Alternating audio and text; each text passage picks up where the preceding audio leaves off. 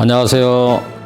한약박사 나한시 원장입니다. 오늘은 여러분들에게 피부 질환이 발생한 부위에 온찜질이 좋은지 또 냉찜질이 좋은지에 대해서 알려드리겠습니다. 피부 질환이 발생한 부위는 가렵거나 붉은 발진과 열감이 수반되어 나타나는 경우가 많은데 증상부에 열감이 있기 때문에 대부분은 냉찜질을 하는 경우가 많습니다. 그리고 피부과에서 열감이 나타나는 부위에는 냉찜질을 하도록 권유하기도 하고 또 열감 있는 부위에는 열을 떨어뜨려야 한다는 그런 일반적인 어떤 상식이어서 당연히 아이스팩이나 차가운 물 또는 얼음을 이용하여 냉찜질을 하는 경우가 많은데 저는 냉찜질을 하지 마시고 따뜻하거나 뜨거운 물수건으로 온찜질을 하도록 권유하고 있습니다. 지금부터 왜 온찜질을 해야 하는지에 대해서 그 이유에 대해 설명드리겠습니다. 피부 증상이 발생한 부위에 발생한 열감이 어떤 원인에 의해서 발생하는지를 정확하게 파악하는 것이 중요합니다. 피부 질환이 발생하면 많은 분들은 몸에 열이 많아서 발생한 증상으로 원인을 진단하는 경우가 많은데 피부 질환은 몸에 열이 많아서 발생한 증상이 아니고 피부의 독립적인 작용 중에 체온 조절 작용이 떨어져서 발생하는 증상입니다. 체온 조절 작용이란 몸에서 자연스럽게 발생한 열이 땀구멍을 통하여 수분이나 기화열 형태로 배출되어 정상적인 피부 온도를 유지해주는 작용을 말하는데 체온 조절 작용이 떨어지면 몸에서 자연스럽게 발생한 열이 땀구멍을 통하여 수분이나 기화열 형태로 정상적으로 배출되지 못하고 피부 대측에 머물게 됩니다.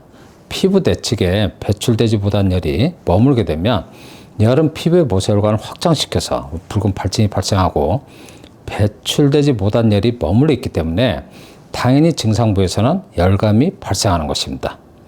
피부 증상부에 발생한 열은 몸에 열이 많아서 발생한 증상은 아니고 몸에서 자연스럽게 발생한 열이 배출되지 못하여 발생한 증상이어서 열을 내려주는 냉찜질보다는 열이 땀구멍을 통하여 배출되도록 온찜질을 하셔야 합니다.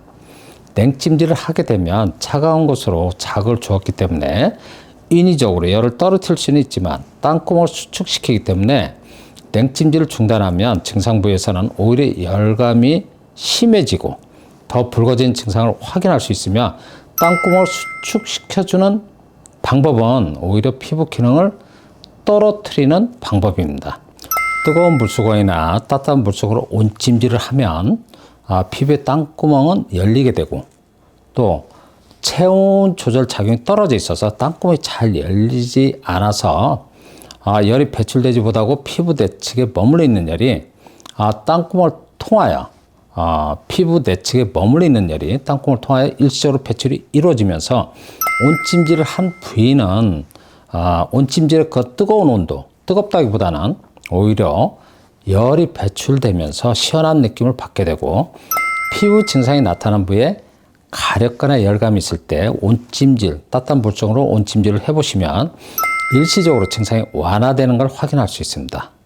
갑자기 발생한 염증으로 인하여 열감이 나타나는 부위는 냉찜질이 필요하지만 피부 질환이 만성으로 진행되어 증상부에서 열이 난다면 따뜻하거나 뜨거운 물수건으로 온찜질을 해보시길 바라며 피부 질환 치료는 땀구멍을 닫아주는 방법으로는 치료가 안 되고 땀구멍을 열어주는 방법으로 치료해야만 원래 피부 기능을 회복시켜주고 근본적인 치료가 가능한 것입니다. 얼굴 부위는 뜨거운 물수건보다는 따뜻한 물수건으로 얼굴을 제외한 다른 부위는 뜨거운 물수건으로 온찜질을 하셔서 피부 질환 치료에 도움을 받으시길 바라며 지금까지 제 영상을 시청해 주셔서 감사드립니다.